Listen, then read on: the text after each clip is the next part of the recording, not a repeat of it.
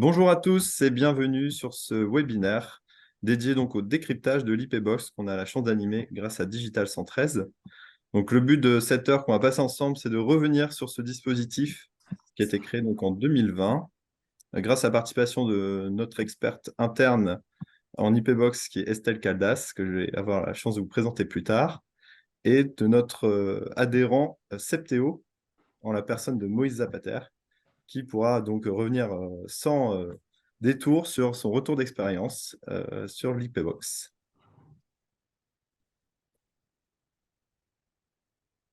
Au sommaire, donc on va faire un bref tour de table avec le tour des intervenants. On va vous présenter donc en synthèse le dispositif IPbox grâce à Estelle Cadas. Puis on va revenir sur les différents freins qui empêchent aujourd'hui ou qui peuvent être, on va dire, problématiques pour une entreprise de mettre en place l'IPbox grâce au retour d'expérience donc de Septéo. Puis, on reviendra sur les tips, les bonnes pratiques à retenir pour mettre en place ce dispositif. Bien sûr, on laissera à la fin un peu de temps pour venir sur vos questions-réponses, donc n'hésitez pas à les préparer en amont. Alors, les intervenants, je vais laisser donc la parole à Estelle Cadas qui va se présenter en quelques secondes. Merci Jérôme. Donc, bonjour à tous et bienvenue. Donc, je suis Estelle Caldas, consultante senior au sein de l'équipe IPbox du coup chez Layton. Et pardon, du coup, j'interviens en tant que pilote de mission dans le cadre de l'accompagnement qui est proposé auprès de Septéo. Merci Estelle. Nous avons, donc, comme je vous ai présenté, donc, la société Septéo et donc son directeur R&D Moïse Zapater. Oui, donc bonjour à tous, moi je suis Moïse et j'ai eu à accompagner, ou j'ai eu un rôle dans le déploiement de l'IPbox chez Septéo. Aujourd'hui, j'interviens aussi en tant qu'adhérent de Digital 113 et membre du CA. Et c'est plutôt dans ce cadre-là, en tant que quelqu'un qui a eu à mettre en place cette démarche-là, que je fais un REX. Donc l'idée, c'est pas forcément de parler de Septéo et de ce qu'on fait, mais plutôt de comment on a mis en place et, ce mécanisme-là. Merci beaucoup Moïse. Donc, on va rentrer dans le vif du sujet à présent. Avant ça, je vous fais un petit récapitulatif de qui est le cabinet Layton, pour ceux qui ne nous connaissent pas. Donc, on est un acteur qui a 26 ans maintenant. On a un cabinet donc, français, mais international, spécialisé dans la performance financière. On accompagne donc l'ensemble de nos clients sur des leviers qui permettent de répondre à leurs enjeux technologiques, les enjeux aussi énergétiques, environnementaux et RH. Donc, on représente à peu près 3200 collaborateurs aujourd'hui, avec plus de 45 000 clients. On est présent à l'international, mais aussi, bien sûr, en France, avec 10 agences. Nous avons la chance d'avoir notre siège à Paris et d'être présents sur la plupart des métropoles ou des lieux importants dans l'innovation. Donc, bien sûr, pour représenter l'Occitanie, nous avons une agence à Montpellier et à Toulouse. Je vais laisser donc Moïse présenter maintenant Septéo. Rapidement, pourquoi expliquer? Le but, c'est de poser un contexte. Donc, on est éditeur de logiciels, on est essentiellement en France avec, on commence à déborder sur quelques pays à l'international, surtout en Europe de l'Ouest. On est plus de 60 éditeurs de logiciels et je pense que c'est ça qui représente un petit peu le cas d'usage, c'est le côté mise en place de ces mécanismes d'optimisation et la partie industrialisation de tout ça. Qui fait que peut-être que notre parole sera pertinente pour chacun ici. Merci beaucoup, Moïse. On va aussi inciter sur le fait que vous avez votre propre laboratoire d'IA. Oui, tout à fait. Du coup, là, c'est sur un autre mécanisme aussi que ça peut intervenir sur la partie CIR et C2I, qui n'est pas le sujet aujourd'hui, mais c'est vrai qu'aujourd'hui, dans notre développement, on a mis l'accent très très fort sur l'ajout de l'IA à nos solutions qui sont des solutions métiers pour des verticaux de niche type l'immobilier, les notaires, les experts comptables. Et c'est vrai que cette partie IA apporte du crédit aussi à la mise en place de tous ces mécanismes fiscaux en fait. Merci, Moïse. Donc, effectivement, on a la chance d'avoir Septéo qui est un acteur très innovant et un adhérent connu et reconnu dans l'écosystème de Digital 113. À présent, donc, on va vous présenter en synthèse, parce qu'il y a beaucoup de choses à dire sur ce dispositif IP-Box, grâce à l'intervention d'Estelle Caldas qui s'est présentée plus tôt, qui va vous expliquer donc les différents objectifs de ce dispositif et comment il fonctionne. À toi, Estelle. C'est parti. Donc l'IP Box est un dispositif de défiscalisation des revenus issus de la propriété intellectuelle qui s'enclenche avec la levée d'une option fiscale et dont le but va être double. Pour le gouvernement, ça va être d'inciter les entreprises françaises à conserver leur propriété intellectuelle en France. Et pour les entreprises, ça va être de venir réduire leur taux d'imposition avec un taux spécifique lié à l'IP Box qui s'élève à 10% et du coup qui s'éloigne franchement du taux normal d'imposition élevé aujourd'hui à 25%. On est sur un dispositif qui s'adresse aux entreprises qui sont soumises à l'IS ou à l'IR, ainsi qu'aux sociétés de personnes et assimilées, pourvu qu'elles soient imposées effectivement sur le territoire français. Donc, il s'adresse tout aussi bien aux entreprises qui auraient ou non profité des autres dispositifs de financement de l'innovation, donc le JEI, le CIR, le C2I, les aides et subventions de manière générale, et représente vraiment la dernière brique de ce système vertueux de financement de l'innovation. Donc, sa particularité, en revanche, contrairement à tous les autres dispositifs que je peux avoir cités, c'est qu'effectivement, il s'agit ici de déclarer un résultat. Et donc, on va s'assurer qu'on a une activité qui soit bénéficiaire. Donc, comme je vous le disais, c'est un dispositif qui fonctionne par levée d'options fiscales avec une obligation de continuité des déclarations, c'est-à-dire qu'une fois que je lève une option fiscale, je suis officiellement rentrée, j'ai adhéré au dispositif. Et dans ce cas-là, je vais déclarer tous les ans auprès de mon SIE, donc au moment du dépôt de l'alias fiscale, le résultat de mon Aikibox. Si je ne le fais pas, la fois où je ne le fais pas, je suis face à une déchéance de l'option qui a pour du coup, conséquence la perte définitive du bénéfice du dispositif, qui n'est pas sans conséquence puisque je ne pourrai plus jamais opter pour ce dispositif à nouveau, en tout cas pour cet actif déclaré.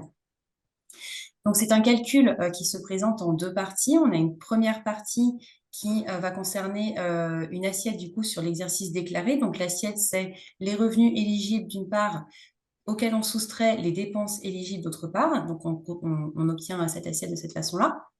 Et on va conserver en totalité ou partiellement cette assiette grâce à l'intervention de ce qu'on va appeler un ratio nexus. Donc, un ratio nexus, c'est un taux qui va être plafonné à 100%. Donc, c'est le petit calcul qui vous est présenté en bas du slide et qui va permettre, du coup, si jamais j'obtiens effectivement ce ratio nexus à hauteur de 100%, je vais pouvoir conserver tout simplement l'intégralité de l'assiette que j'ai présentée précédemment. Qu'est-ce qui va venir détériorer ce nexus potentiellement? Ça va être la sous-traitance avec une entreprise avec laquelle j'ai un lien capitalistique ou alors des acquisitions, par exemple de briques technologiques qui sont en fait sous-concédées à travers mon actif, donc potentiellement à travers mon logiciel. Et effectivement, c'est des choses qui vont venir dégrader le Nexus. Mais on va peut-être pouvoir conserver en tout cas une partie de celui-là. Donc peut-être que dans certains cas, on aura effectivement ces circonstances-là qui vont se présenter, mais que le Nexus sera par exemple évalué à 90%, on va pouvoir conserver 90% de l'assiette qui aura été décrite, ce qui reste du coup très intéressant. On n'est pas sur un tout ou rien. Donc, une fois qu'on a calculé, du coup, on a abouti ces deux parties, hein, l'assiette fois le ratio Nexus, on obtient le résultat Equibox, et c'est ce résultat qui va être comparé extra-comptablement au résultat fiscal, et qui représentera la part de ce résultat fiscal imposé au taux de 10%, taux spécifique de l'Equibox. Donc, si je donne un exemple un petit peu chiffré, pour un résultat fiscal à hauteur de 500 000 € couvert en totalité par l'Equibox, ça représente une différence de taux, du coup, entre le taux normal d'imposition à 25% et le taux spécifique Equibox à 10%, une différence de 15 points et du coup, une économie de l'ordre de 75 000 €. Jérôme, je t'invite à passer au slide suivant. Merci beaucoup, Estelle. Alors, maintenant, on va passer à une étape qui est importante, c'est de déceler les différents freins qui empêchent aujourd'hui une entreprise d'opter pour l'IP-Box. Donc, Estelle vient de nous prouver que c'est quand même un dispositif très intéressant. Maintenant, effectivement, certains freins peuvent apparaître et du coup, on va voir comment aujourd'hui les contourner ou peut-être répondre à des questions qui ne sont pas claires sur ces différents freins. On va commencer par l'éligibilité. Donc, en général, on se demande quels sont les revenus éligibles à cette IP Box. quels sont les actifs aussi que j'ai dans mon portefeuille de produits qui sont éligibles. Et une question qui peut revenir souvent, c'est je ne suis pas éditeur de logiciel, donc je ne suis pas éligible. On va essayer de vous prouver le contraire, en tout cas de valoriser l'éligibilité à cette typologie d'actifs qui ne sont pas forcément des logiciels sous format licence. Donc, j'ai une question tout d'abord à Moïse de Septéo, qui a peut-être donné un peu le contexte. C'est comment avez-vous découvert l'IPbox? Et puis après, on va revenir un peu comment vous l'avez mis en place à aujourd'hui, mais comment vous avez découvert que vous étiez éligible à l'IPbox? Alors, on a découvert ça grâce à un partenaire, parce qu'on était déjà accompagné sur la partie CIR et C2I qui nous a mis sur la table le fait qu'il y avait un nouveau mécanisme fiscal qui nous permettait de bénéficier d'autre chose.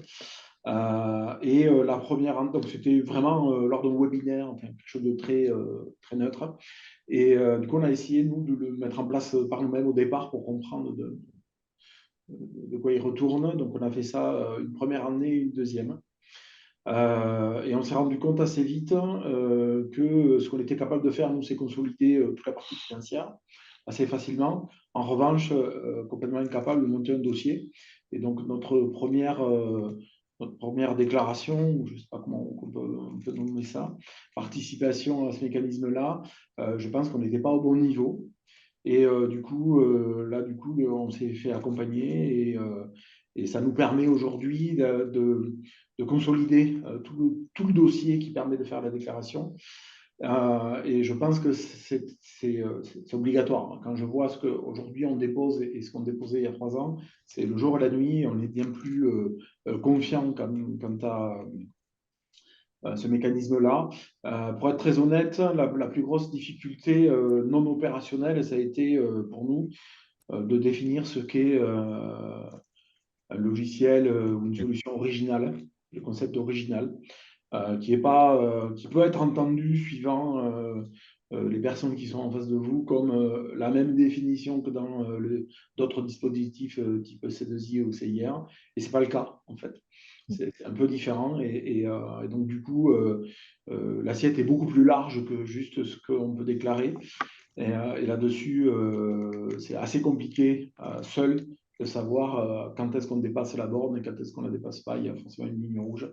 Donc ça c'est les 3 dernières années avec cette année un accompagnement beaucoup plus fort qui nous permet du coup d'agrandir l'assiette en toute tranquillité et tout confort, j'allais dire.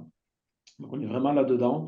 Faut savoir qu'il y a eu quelques jurisprudences de ce que je comprends moi, mais que c'est pas encore complètement clair la définition de effectivement ce que c'est qu'un logiciel original. En revanche, nous, on fait nos logiciels à Montpellier essentiellement, en France en tout cas. Donc on est vraiment la cible de ce genre de dispositif et même avec ça, on a du mal à justifier. Donc je souligne encore l'importance d'un accompagnement et c'est quelque chose qui vit dans le temps parce qu'au fur et à mesure justement des jurisprudences et des contrôles fiscaux, on est amené à modifier un petit peu les approches et ça c'est un vrai métier en fait. C'est un vrai métier. Merci beaucoup pour votre retour d'expérience. Voilà, juste pour l'anecdote, nous on a un contrôle fiscal quasi permanent parce qu'on est 60 entités, donc il y a toujours un petit bout qui est en contrôle et donc ça nous fait gagner de l'argent d'appliquer ce genre de mécanisme. Par contre, on perd pas mal de temps si on n'est pas préparé. Complètement. Voilà. J'ai une autre question. Vous avez aussi, vous êtes une entreprise en perpétuel mouvement avec aussi des acquisitions. Justement, comment vous procédez pour connaître leur éligibilité au dispositif, puisque forcément, ils ont peut-être des actifs différents des métiers historiques de Septéo. Et est-ce que vous avez ressenti qu'ils étaient concernés par le sujet déjà avant de vous rejoindre, ou est-ce qu'ils connaissaient le dispositif auparavant? Alors, je pense que personne n'avait déclaré quoi que ce soit avant de nous rejoindre. Certains connaissaient le dispositif, mais n'avaient pas la bande passante ou les compétences pour le mettre en place. Les deux sont vrais. En revanche, nous, on en a fait une étape obligatoire, c'est-à-dire que dans les premiers mois de l'intégration, il y a un audit qui est fait pour toutes les sociétés et on le refait tous les ans pour voir s'il y a changement par rapport à l'année dernière. Donc, tout le monde y passe. Et suite à l'audit, on décide si oui ou non ça vaut le coup de déclarer. Bon, comme on essaie quand même d'avoir des logiciels originaux, à savoir, on ne fait pas de l'intégration de solutions tierces, ni de solutions open source. On développe vraiment nos propres programmes. La plupart du temps, il y a un bénéfice qui en découle, et donc quasiment toutes les structures vont bénéficier du mécanisme. On va dire celle où peut-être on hésite, c'est quand c'est vraiment des toutes petites structures avec une ou deux personnes à la R&D, où là on se dit est-ce que ça vaut le coup de passer du temps pour aller chercher au mieux milliers d'euros. Voilà, c'est vraiment là où on en est, quoi. Alors, c'est très clair. Je vais laisser Estelle peut-être revenir sur les différents revenus éligibles et actifs éligibles après ce retour d'expérience très parlant, pour aussi montrer qu'il y a effectivement le sujet logiciel et solutions SaaS, mais qu'il y a peut-être aussi d'autres actifs éligibles selon vos activités. Je te laisse la main, Estelle. Alors effectivement, lorsqu'on s'interroge sur l'éligibilité en matière d'IPbox, on va se poser la question sous deux angles différents. Un premier angle business, si je peux dire, qui va s'intéresser au modèle d'affaires et à la rentabilité de l'actif, et un deuxième angle technique, puisqu'on va s'adresser uniquement à certains actifs de propriété intellectuelle et pas à tous. Donc, en ce qui concerne le modèle d'affaires, déjà, si je peux dire, il en existe trois qui vont être éligibles au dispositif. Donc, le premier, c'est la cession. Donc, qu'est-ce que la cession? C'est lorsque l'entreprise vend la propriété sur l'actif et les droits qui y sont associés. La concession, c'est lorsque l'entreprise conserve la propriété de l'actif, mais autorise un tiers à l'exploiter en échange d'un revenu. Donc, en ce qui concerne les logiciels, il va y avoir des modèles comprenant des licences, accordant des droits d'accès ou d'utilisation, des revenus sous forme d'abonnement qui incluraient par exemple de la maintenance et qui vont pouvoir être valorisés. Et encore une fois, du coup, il y a la sous-concession. Donc là, c'est la même situation que la concession, sauf que l'entreprise a pris la licence auprès d'un titulaire, enfin du titulaire de l'actif, et le concède à son tour. Et du coup, on va parler de sous-concession. Donc, comme tu disais, Jérôme, en termes d'actifs, on a plusieurs actifs qui vont pouvoir être optés au dispositif. Donc, on a le brevet d'invention au sens large du terme, c'est-à-dire qu'il comprend également le certificat d'utilité et les brevets complémentaires. On a également les procédés de fabrication industrielle à condition qu'ils soient du coup concédés, cédés ou sous-concédés avec le brevet auquel ils se rattachent. Et les certificats d'obtention végétale. Donc là, on est vraiment sur des céréales ou des plantes, etc., qui vont être couvertes par un titre de propriété qui est l'ECOV. Et puis, à côté de ces dispositifs, de ces actifs-là, qui sont en général couverts par un titre donc accordé soit par l'INPI en ce qui concerne les brevets, soit par l'INOV en ce qui concerne les COV, on a les logiciels. Et les logiciels sont éligibles au dispositif à condition qu'ils soient protégés par le droit d'auteur. Donc, c'est ce que disait Moïse par rapport à l'originalité du logiciel. L'originalité, c'est la condition qui fait reconnaître à un logiciel sa protection par le droit d'auteur. Donc là, on n'a aucune formalité administrative à réaliser. Donc, on est vraiment en rupture par rapport à la propriété intellectuelle, donc le droit d'auteur par rapport à la propriété industrielle, brevet, COV, où on a une intervention du coup d'une institution nationale qui va venir délivrer un titre de propriété. Ici, le droit s'acquiert par la simple création du logiciel. Et du coup, l'originalité va effectivement dépendre de critères définis par la jurisprudence. Donc, en complément, en revanche, pour venir pallier finalement à l'absence d'INPI, d'INOV, etc., concernant les logiciels, on peut tout à fait aller déposer auprès de l'APP, donc l'Agence de protection des programmes, son code source ou son versionning pour effectivement venir quand même constituer un faisceau d'indices, de preuves finalement sur la paternité de votre logiciel et du coup ce qui est contenu finalement de quoi il s'agit et comment il a été écrit. C'est quelque chose effectivement qui va être apprécié en général par les inspecteurs si jamais voilà, on se retrouve face à une situation de contrôle fiscal par exemple. En fonction du modèle d'affaires, il y aura également des retraitements à réaliser pour exclure ce qui n'est pas compris comme issu du développement du logiciel, mais plutôt de son exploitation. Donc, ça va par exemple être le cas du logiciel en SaaS, où on a effectivement un service d'hébergement. Donc là, on est en présence Si on est en présence d'un revenu unique, donc typiquement d'un abonnement, ce qui est très très souvent le cas en matière de SaaS, on va pouvoir bénéficier du dispositif, mais par contre, on va effectivement opérer une étape supplémentaire dans la mission qui va permettre de justement décortiquer ce qui correspond aux services éligibles de ce qui ne correspond pas à ces services-là et pouvoir du coup valoriser uniquement les revenus qui sont éligibles au dispositif. Donc ici, ça fait partie du savoir-faire du Layton qui prend le relais et qui permet justement de faire bénéficier au dispositif, y compris à des clients qui exploitent par exemple des logiciels embarqués, du coup où là on n'a plus cette part d'hébergement, mais directement une part de hardware qui vient s'ajouter au produit. Parfait. Merci pour ces compléments d'information. On va passer au deuxième frein important aussi, c'est la structuration de la mise en place de l'IP-Box dans son écosystème. Bien sûr, sur ce point-là, on va revenir sur les différentes étapes clés à ne pas manquer, et elles sont nombreuses, mais aussi dans quel ordre enchaîner ces actions pour être le plus efficace et, in fine, parvenir à obtenir des économies liées à l'IP-Box. Une question qui revient souvent ou une interrogation, c'est que l'IP-Box est un dispositif trop long et complexe et qui va être compliqué à gérer. On va voir du coup, grâce à l'expertise d'Estelle, mais aussi le retour d'expérience de Moïse, qu'en fait, si on a une bonne organisation, une bonne structuration, une bonne anticipation, le dispositif n'est pas si compliqué à mettre en place. Et donc, je vais démarrer par laisser la parole à Estelle qui va vous présenter les différentes inputs et les différentes grosses, on va dire, étapes à ne pas négliger dans sa mise en place. Merci Jérôme. Donc effectivement, du coup, on va décomposer cette mission et cette intervention en 5 étapes. La première, ça va être de cadrer la mission. Donc on va ici informer les interlocuteurs qui vont prendre part à cette intervention. On va communiquer sur le rôle de chacun et le moment où justement ils vont avoir une action à réaliser.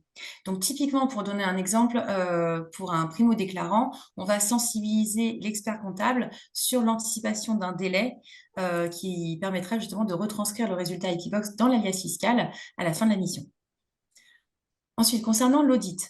Donc l'audit, effectivement, c'est comme je disais tout à l'heure, cette étude de l'éligibilité qui vise les actifs, mais également le modèle économique, avec éventuellement une structuration du coup de la donnée nécessaire si on se retrouve à des revenus qui englobent plusieurs typologies de services.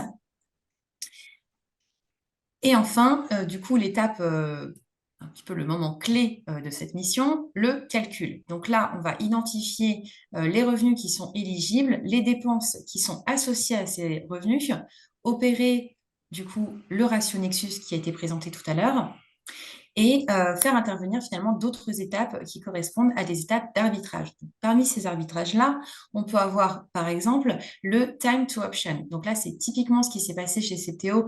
Alors non seulement déjà par rapport à l'acquisition qui est faite des entités les unes après les autres, mais également par rapport aux candidats à l'option, aux logiciels qui sont exploités, effectivement, qui rentrent dans les bonnes cases de l'IP-Box, mais pour lesquels on ne va pas forcément se dépêcher de lever une option, puisqu'on va prendre en compte, du coup, ce bon moment, ce bon point de bascule qui correspond finalement au cycle de vie du produit.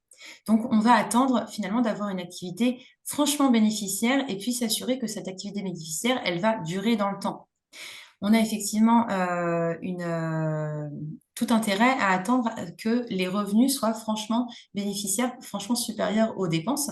Si ce n'est pas le cas, si j'ai encore des dépenses qui sont très importantes et que je n'ai pas du tout de revenus ou que j'ai encore peu de revenus, je vais pouvoir aller continuer de bénéficier des autres systèmes du coup d'aide de financement et innovation, donc le CIR, le C2I, dont je pourrais toujours bénéficier quand j'aurai l'Equibox, mais profiter plus pleinement quand je suis vraiment dans cette période de dépenses et d'investissement.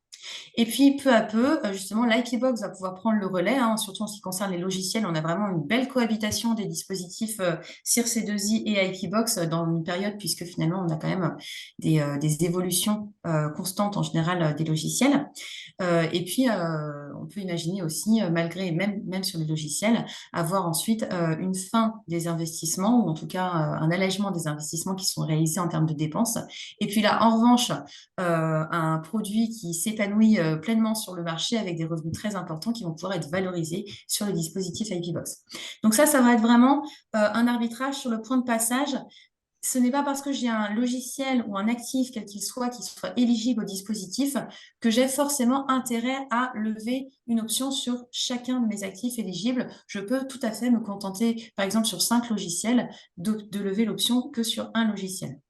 Et pourquoi je ferais ça? Tout simplement parce que je vais avoir une deuxième typologie d'arbitrage qui, elle, touche finalement la stratégie globale de l'entreprise.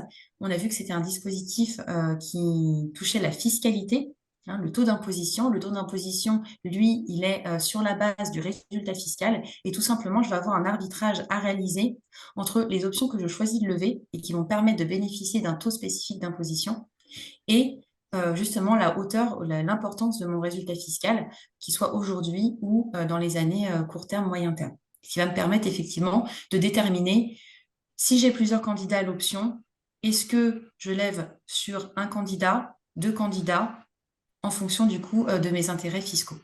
Ça, c'est ce qui va pouvoir déterminer également la façon dont on entre dans le dispositif.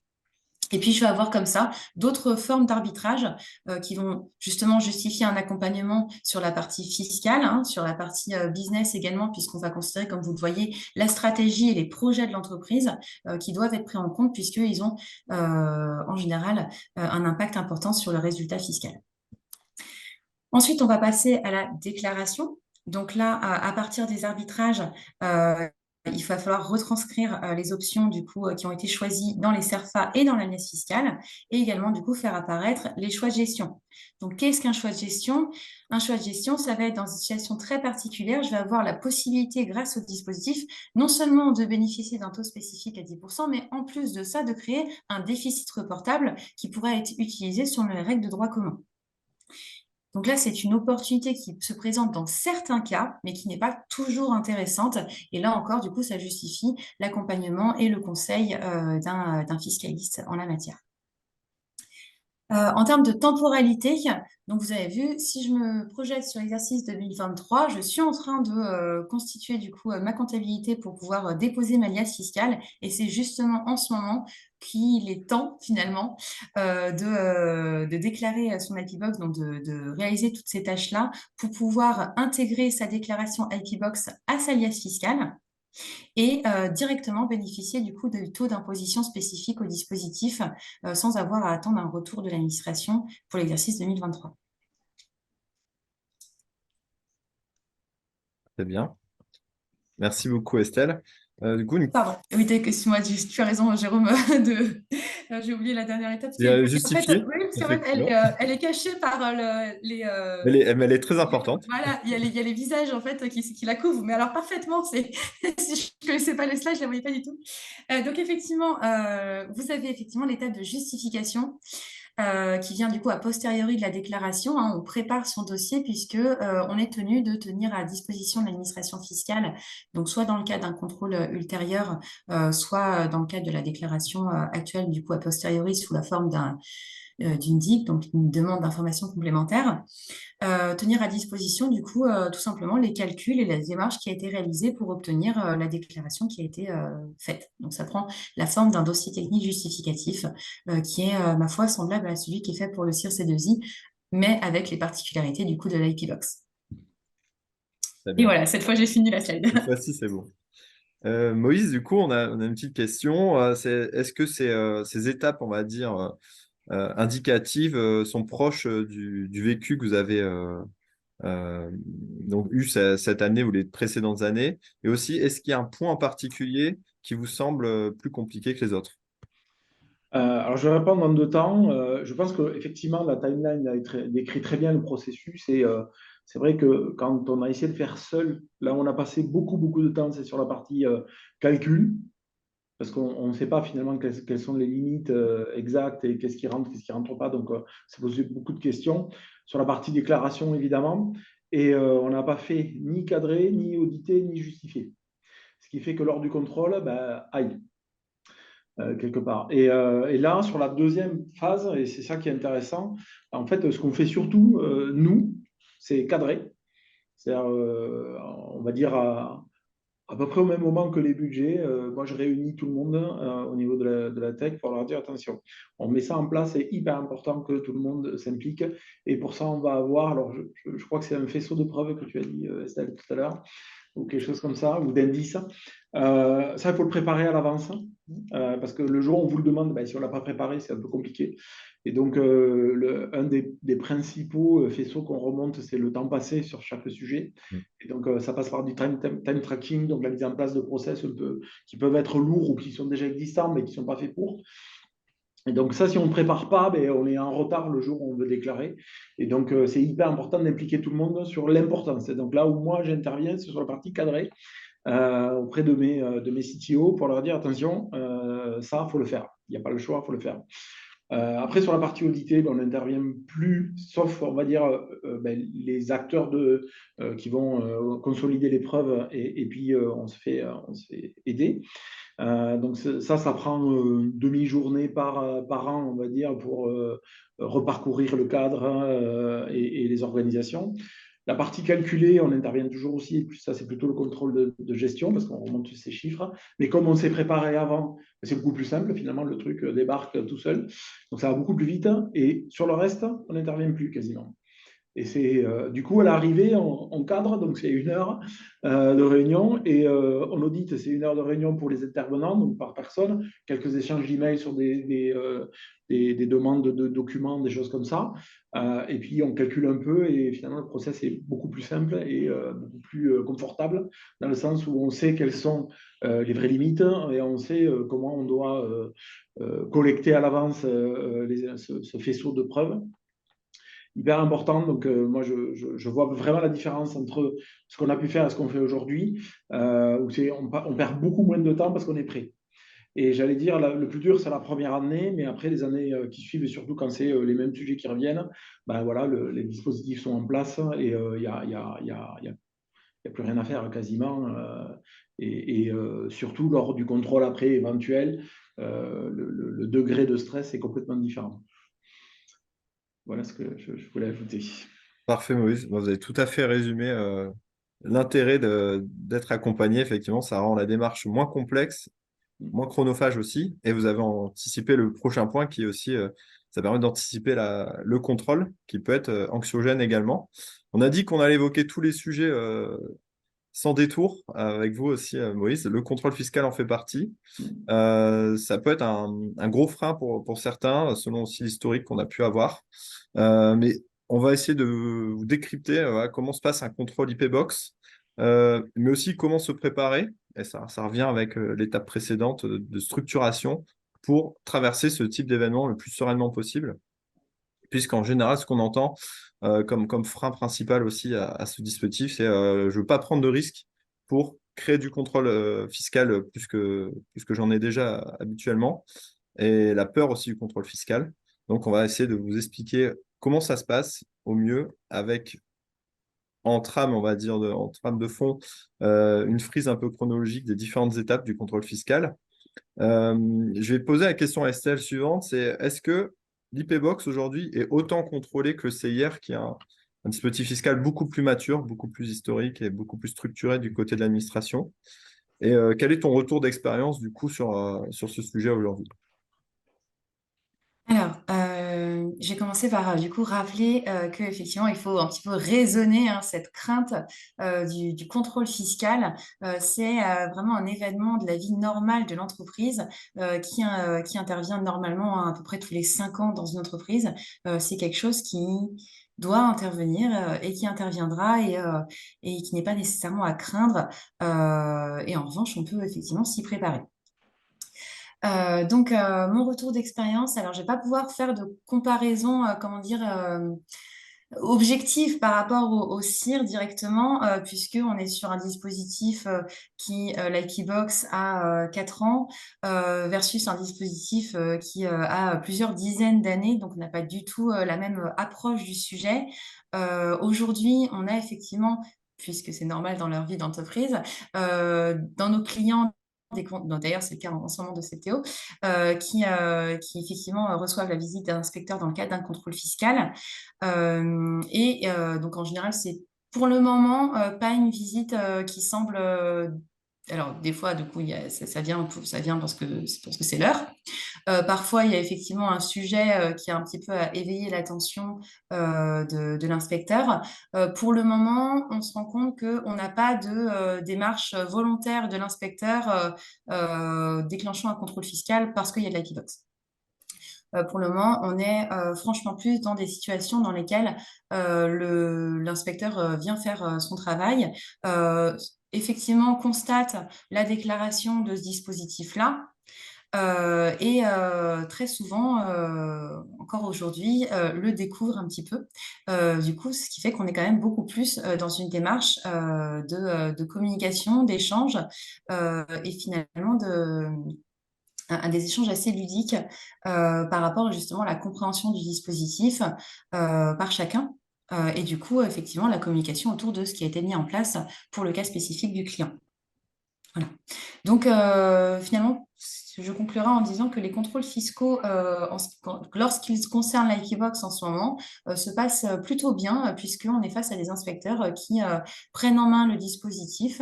Et du coup, voilà, se l'approprie aussi. Et, du coup, on a de bonnes. Voilà, ça se passe assez bien. Bon, merci beaucoup, Estelle, pour ce tour. Donc, effectivement, on se rend compte que c'est structuré quand même au niveau de l'administration, mais qu'aujourd'hui, les échanges sont plutôt positifs et constructifs, puisque c'est un dispositif très jeune, seulement 4 ans, donc encore en phase de découverte. Nouveau pour tout le monde, hein, du coup, hein, vraiment. Pour tout le monde.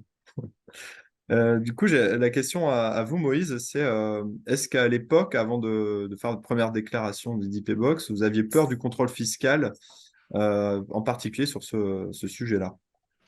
Alors, oui, alors nous, on est soumis à des contrôles assez réguliers parce qu'on fait beaucoup d'acquisitions et donc souvent, pendant le rachat, il y a un contrôle en cours. Là, on fait une acquisition par mois quasiment de structures, ce qui fait que on hérite aussi de certains contrôles, donc on a une certaine tolérance, j'allais dire, au risque qui est autour. Et du coup, plusieurs fois, alors sur la partie CIR surtout, qui est plus contrôlée, ben, on a été retoqué. Globalement, la structure a été retoquée parce que manque d'accompagnement, parce que le dossier n'était pas propre. Et du coup, quand l'IP-Box est arrivé, on s'est dit attention, on ne va pas prendre plus de risques que ça. Maintenant, le dispositif, j'ai entre 500 et 600 personnes qui travaillent autour des produits aujourd'hui. Donc, ça représente des montants assez intéressants. Donc, c'était hors de question de ne pas essayer. Et donc, la première démarche, c'était de dire, attends, on va essayer de se faire accompagner sur cette partie-là parce qu'on sait que lors d'un contrôle, ce n'est pas notre métier à nous que de faire de la fiscalité. Et donc, on n'a pas le bon langage, on n'a pas la bonne trace de preuves, on n'a pas tout ça. Et du coup, c'était plutôt une démarche sécurisante que de se faire accompagner. Donc, et je pense que ça joue un rôle aussi. C'est-à-dire, lors du contrôle, le fait qu'on ne soit pas seul avec notre incompétence, mais avec un conseil, ben, la personne qui fait le contrôle, le contrôleur, se dit ils ont construit un dossier depuis pas mal de temps, ils se sont vraiment posé des questions, donc je ne vais pas pouvoir aller gratter sur des choses évidentes. Donc ça détend tout le monde très vite en fait. Moi je vois vraiment cette partie-là, pour avoir subi des contrôles où on n'était pas accompagné sur plutôt du CIR, on est complètement nu devant le contrôleur avec très peu de compétences, donc à la limite il peut dire ce qu'il veut, on ne peut qu'acquiescer quoi. Là c'est complètement différent, la démarche est complètement différente, et même si il y a quand même un gros flou, et c'est ça qui nous a fait peur sur la définition de ce que c'est qu'une solution originale, et que suivant les juridictions et suivant qui contrôle, on va avoir des interprétations un peu différentes. Certains se collent énormément sur la partie CIR, d'autres beaucoup moins, et finalement, il n'y a pas vraiment de côté innovant attendu, c'est-à-dire qu'on peut faire exactement la même chose que son concurrent, mais l'avoir fait nous-mêmes, et peut-être avec une originalité quelconque, y compris fonctionnelle, qui peut aider. Tout ça, c'est des choses qui aident, mais ce qui est important, c'est l'avoir fait nous-mêmes, quand même. Et tout ça, on a du mal à le verbaliser lors d'un contrôle si on n'a pas les données très factuelles. de voilà le temps qu'on a passé, voilà où est-ce qu'on a fait fausse route, voilà pourquoi on a fait ça, voilà le revenu qui est fait, voilà pourquoi on arrive à le vendre, quelle est notre proposition de valeur. Et parfois, c'est là-dessus qu'on est un peu différenciant. C'est important d'avoir tout ça et bien formalisé dans un langage que va comprendre le contrôleur, qui n'est pas forcément celui d'un éditeur de logiciel. En fait. Parfait. Merci vraiment pour votre retour très transparent sur cette étape clé aussi de la mise en place du dispositif, surtout une fois qu'on a déjà quelques déclarations. Ouais, effectivement, c'est un sujet qui arrive. Et le fait d'avoir vraiment un dossier technique justificatif complet, d'avoir tout tracé depuis la mise en place du dispositif, on n'aborde pas de la même façon un contrôle. On va conclure à présent sur les 5 bonnes pratiques à retenir pour bénéficier des P-Box. On a essayé de résumer, ce qui n'est pas évident, en 5 points importants et fondateurs de la bonne mise en place de l'IP-Box dans son entreprise. Je vais laisser Estelle du coup les rebalayer. Et à la suite, n'hésitez pas à intervenir avec des questions. Ce sera un plaisir de vous répondre avec le témoignage aussi de Moïse. Merci Jérôme. Donc effectivement, on va essayer de résumer tout ça. Donc là encore, on se retrouve avec 5 étapes. La première, ça va être vérifier l'éligibilité de mon modèle d'affaires, vérifier l'éligibilité technique de mon actif, pérenniser l'option, donc vraiment avoir cette approche, non pas exercice par exercice, comme je pourrais l'avoir pour le CIR et les CEDESI. Là, on est vraiment dans une logique de continuité des déclarations. Donc, on va s'intéresser au futur, court terme, moyen terme et même si possible long terme. L'adéquation avec la stratégie de l'entreprise, là encore, on s'adresse finalement à la fiscalité indirectement, à l'impôt sur celle-ci, sur la société. Du coup, on va s'intéresser vraiment à ce qui est prévu dans le futur au niveau des investissements, au niveau des déploiements, au niveau des produits. Vraiment, ça peut être plusieurs aspects qui sont des projets pour l'entreprise qui vont avoir un impact pour sa fiscalité et du coup, qu'il est préférable de prendre en compte par rapport à la stratégie de déclaration dans le cadre de l'IP-Box. Ensuite, on va anticiper. On va établir un rétro-planning donc en définissant qui intervient et quand.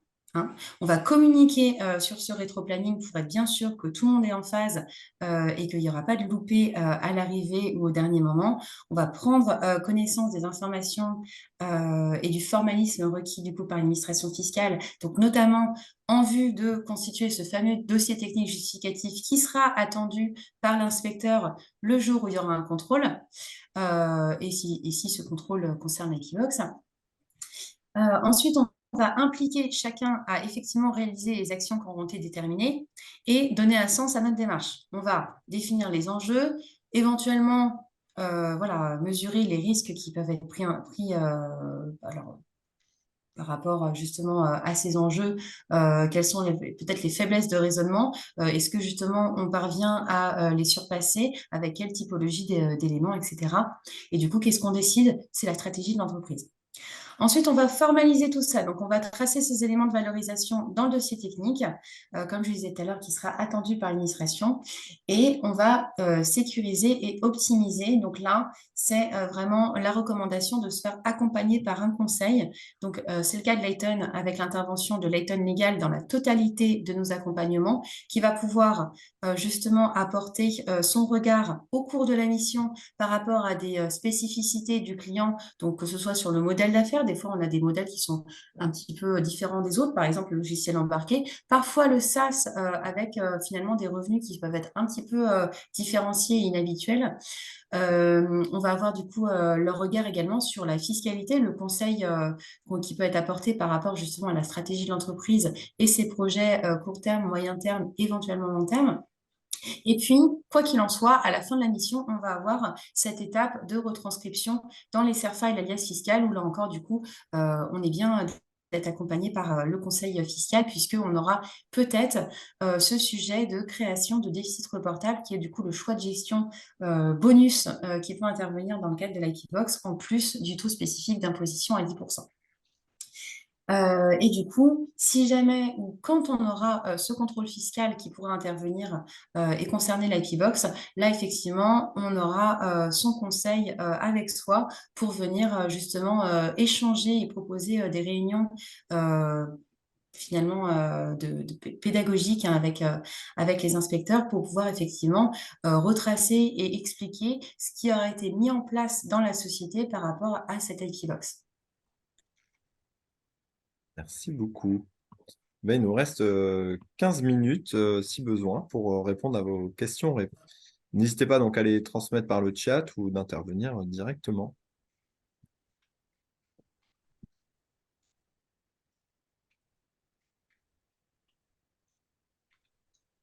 Je crois qu'il y avait une main levée tout à l'heure. Oui, Était en présentation. Je ne sais pas si la personne attend toujours une réponse ou si on a répondu depuis. peut-être on y a répondu en passant. Eh ben, moi, Jérôme, je vais avoir une question. Super, Je merci. voulais, je voulais savoir les preuves qu'il faut garder une fois qu'on a mis en place les Paybox. Il faut les garder combien de temps? Et donc, jusqu'à combien de temps on peut avoir un contrôle fiscal suite à la mise en place de ce dispositif? Très bonne question. Je vais laisser Estelle y répondre parce que je ne pense pas qu'on l'a abordé, effectivement. Non, effectivement, on ne l'a pas abordé, du coup, je te remercie. On va conserver ces documents pendant. Alors, en soi, c'est mieux de les conserver, en tout cas le dossier technique justificatif à minima. Mais effectivement, un contrôle pourra intervenir dans les 3 ans après la déclaration. Donc, c'est vraiment la période pendant laquelle, effectivement, on peut être amené à les présenter à un inspecteur, au-delà de les garder pour son historique. D'accord, donc 3 ans. Merci. Merci à Et moi, toi. c'est moi qui avais une question tout à l'heure. Bonjour. Bonjour. Bonjour. Alors, j'ai rejoint un éditeur logiciel là, depuis quelques mois et qui utilisait le procédé IPbox depuis sa création. Mhm. Et on est en plein contrôle fiscal et l'administration fiscale retoque actuellement le procédé. Alors, les raisons ne sont pas encore très claires, hein, mais en gros, le contrôleur avec qui on travaille nous dit que c'est un procédé un peu récent et ils sont en train de reprendre, depuis le début, les conditions d'éligibilité et ils sont en train de rechallenger tout ça. Alors, comme tout procédé un peu récent, il n'y a pas eu beaucoup d'arrêtés qui ont été définis ni par les tribunaux administratifs, ni par l'administration fiscale. C'est remonté au niveau du ministère et à ce stade, le ministère retoque notre éligibilité alors qu'on est clairement éditeur, qu'on est clairement, enfin, dans les définitions qui ont été définies au départ, en tout cas, on est très clairement concerné. Est-ce que vous avez eu ce genre d'infos? Est-ce que c'est quelque chose dont vous avez entendu parler? Justement, la remise en question du procédé dans ses détails et sur l'éligibilité.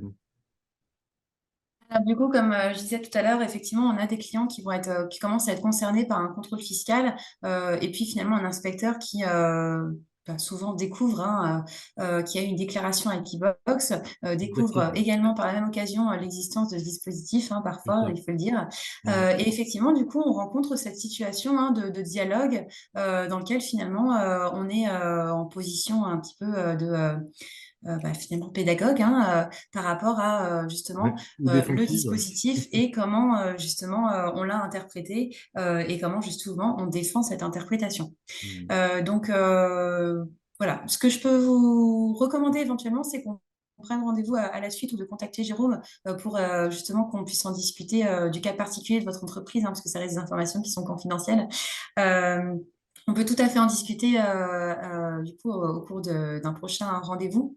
Mais effectivement, du coup, le dispositif est récent et on a un des inspecteurs qui découvre ce dispositif et du coup, ça donne lieu finalement à des échanges. Donc là, lors d'un accompagnement avec Layton, c'est Layton qui prend la charge totale de ce relais. C'est-à-dire que à partir du moment où il y a l'avis d'ouverture du contrôle fiscal, on vous invite à nous en informer au plus tôt et puis nous, on va aller contacter l'inspecteur pour lui demander, voilà, cette société a bénéficié du dispositif Aikibox dans telles conditions. On vous soumet à ce sujet le dossier technique justificatif associé. On se tient à votre disposition pour organiser une réunion si jamais vous voulez discuter des détails et de la façon dont ça a été déployé dans cette entreprise. Voilà. En général, c'est comme ça que ça commence. Parfois, on a un inspecteur qui donne suite. Parfois, on a un inspecteur qui finalement se concentre sur d'autres éléments de déclaration de la société. Et puis finalement, quand ça donne suite, tout simplement, on a des échanges qui permettent justement de déverrouiller ces points de compréhension et d'interprétation autour du dispositif. Ok. Bon, ce sera un plaisir de vous recontacter en tout cas pour échanger sur votre cas particulier. Merci. Peut-être d'autres questions? Ou sinon, on conclut. Si ça a été... S'il n'y a pas de questions, c'est que ça a été globalement clair, donc tant mieux. Et je pense que le retour d'expérience de Moïse avec cette Théo a été parlant, du coup. En tout cas, si vous voulez prendre contact avec nous, je vous invite à passer soit par Digital 113, si vous êtes adhérent, si vous les connaissez ou si vous voulez les connaître, ou directement via les réseaux, ou on prendra contact avec vous pour ceux qui ont participé si besoin. Donc Estelle et moi, nous restons à votre disposition et nous serions ravis d'échanger avec vous sur ce dispositif qui maintenant, j'espère, est bien plus clair pour les participants. Super. Et merci beaucoup à Jérôme Estelle pour ces explications. Et Merci aussi Moïse, à Moïse pour ce retour d'expérience qui, je surtout. pense, a concrétisé tout le dispositif.